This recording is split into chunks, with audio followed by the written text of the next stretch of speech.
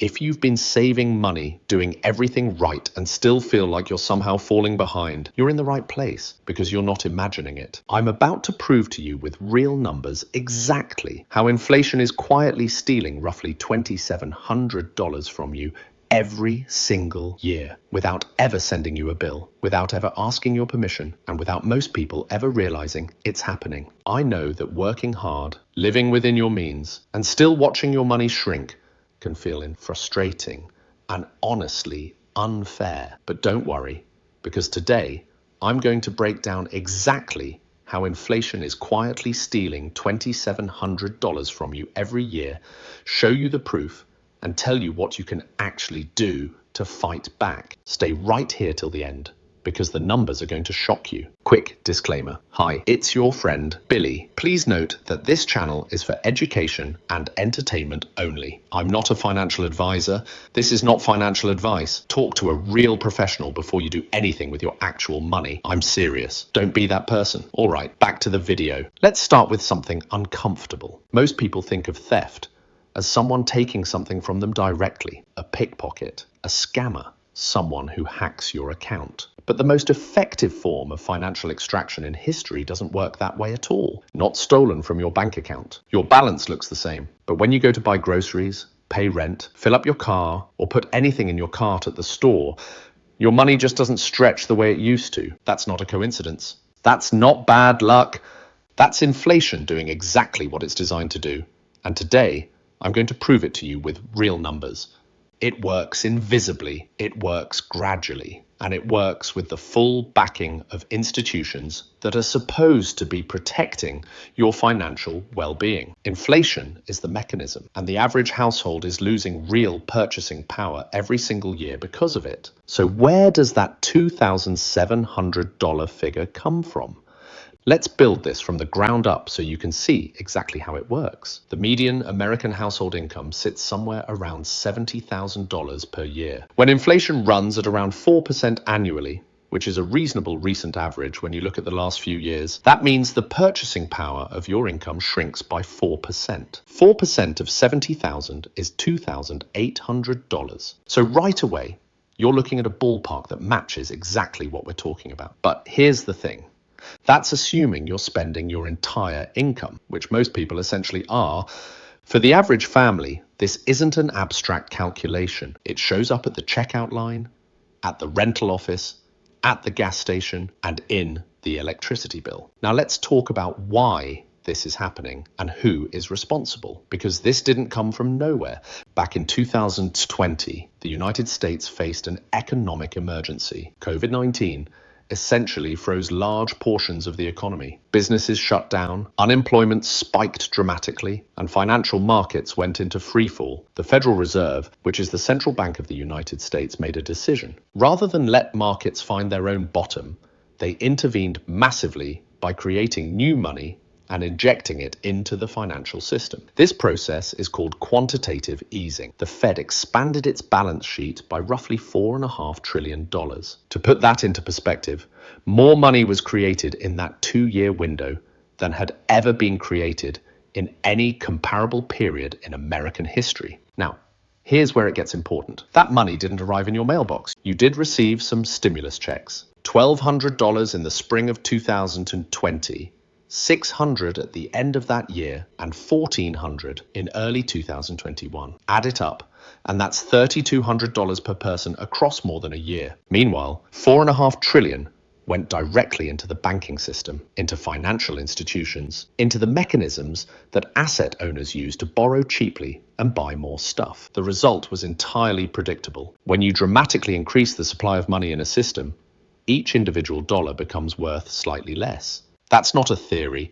That's basic economics that has played out consistently throughout history. And when that money flows primarily to institutions and asset owners rather than to ordinary workers, what you get is a situation where asset prices surge while everyday costs go up, but wages trail far behind. Let's talk about housing, because this is where the proof really starts hitting home. In early 2020, the median home price in the United States was around $320,000. By late 2022, that figure had climbed to somewhere around $420,000. That's roughly a 30% increase in under 3 years. Now think about what that means practically. If you were a 28-year-old in 2019, diligently saving money for a down payment, and you had $30,000 set aside with your sights on a house in the $300,000 range, you needed about $60,000 for a proper 20% down payment. You were halfway there. 2 more years of disciplined saving and you'd have it. Then the money printing happened. By the time 2022 rolled around, that same house cost $450,000. Your down payment target jumped from $60,000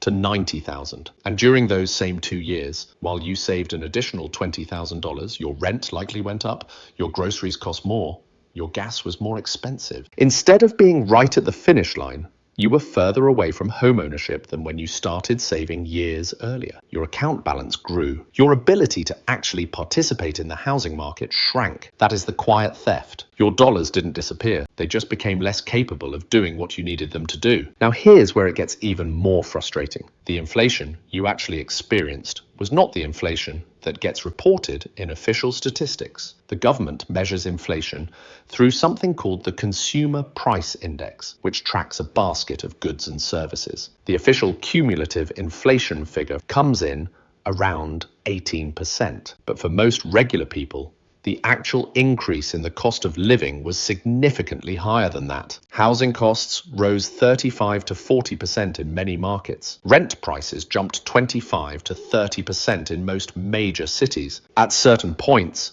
eggs were up over 70% from their pre-pandemic prices. Meat, bread, milk, and other grocery staples climbed anywhere from 25 to 50%, depending on where you live and what you buy. Gas more than doubled from its 2020 lows to the 2022 peak. Healthcare and childcare costs kept climbing steadily on top of all of this. So when an economist comes on television and says inflation is moderating or that price increases are slowing, what they're actually saying is that prices are still going up, just not as fast as they were. Your rent that jumped from $1,500 to $2,000 per month is not going back to $1,500. It might stay at $2,000. It might go to $2,100. But that 33% increase you already absorbed is locked in. That's permanent damage to your purchasing power that doesn't reverse when the inflation rate drops. This is why $2,700 feels so conservative when you actually add it all up. For many households, especially those with children, those renting in urban areas, or those without significant assets, the real annual loss in purchasing power over the last several years has been considerably higher. Let's connect the dots between who benefits and who gets hurt here, because this is the part that most financial news glosses over. When the Federal Reserve creates new money and channels it through banks, those banks suddenly have enormous amounts of cash. In a risk environment like 2020, they weren't rushing to lend that money to small businesses or working class borrowers. Instead, they deployed it into assets, stocks, bonds, real estate, financial instruments. Wealthy individuals could borrow against their existing portfolios at interest rates near zero and use that borrowed money to buy even more assets, which were appreciating in value faster than the near zero borrowing costs. So if you had $1 million in stocks in March of 2020, the market essentially doubled over the next 2 years. You gained $1 million.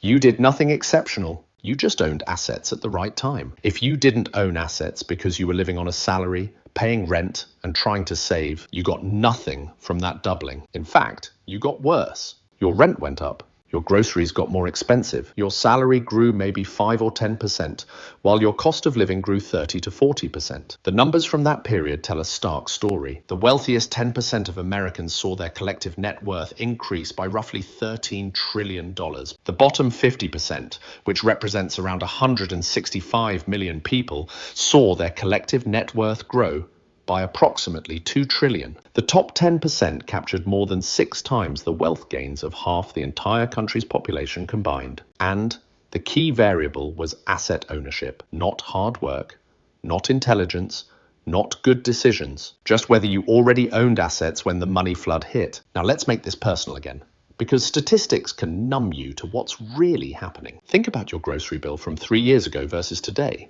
Think about what your rent or mortgage cost versus what similar units in your area go for now. Think about the last time you went to a restaurant and noticed that the menu prices felt noticeably higher than you remembered. Think about your car insurance premium renewal. Think about your utility bills. None of those things went down. All of them went up. And the cumulative effect of all those increases is that your paycheck buys less than it did, even if the number on your paycheck is slightly higher than it was. The Federal Reserve openly acknowledges that part of its goal in inflating asset prices is to create what economists call a wealth effect. The idea is that when people see their home values and investment accounts growing, they feel wealthier and spend more, which stimulates economic activity. That sounds reasonable until you realize it only works if you own assets. If you don't, there's no wealth effect for you. You get the inflation side of the equation without any of the asset appreciation to compensate for it. And this brings us to what you can actually do about this right now. Understanding the problem is powerful, but turning that knowledge into action is where your life actually changes. That's why at Finance Scoops, we've created practical digital tools, budget spreadsheets, savings calculators, debt payoff planners, and wealth roadmap workbooks, all designed to help you stop losing money to inflation and start building real financial security. Check them all out at our website.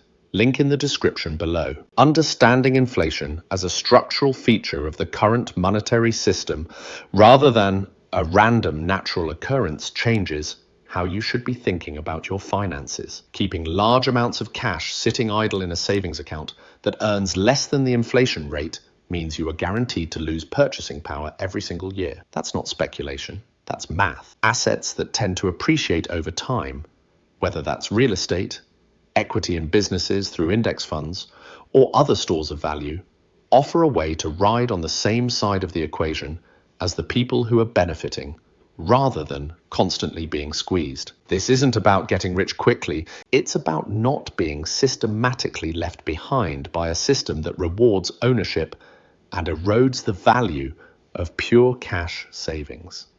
The $2,700 per year isn't a scare number. It's a baseline. For many families, it's higher, and it represents the annual cost of not understanding how inflation actually works and adjusting your financial strategy accordingly. Every year you delay building some form of asset exposure, you're effectively handing that money over without anyone ever asking you for it. The system works the way it works. The Federal Reserve will continue to make decisions that prioritize financial stability for institutions. Inflation will remain a permanent feature of modern economies. The question is simply which side of it you're going to be on. Because the $2,700 you're losing every year doesn't disappear into thin air. It ends up somewhere, and the people it ends up with have been paying very close attention to exactly how this works for a very long time.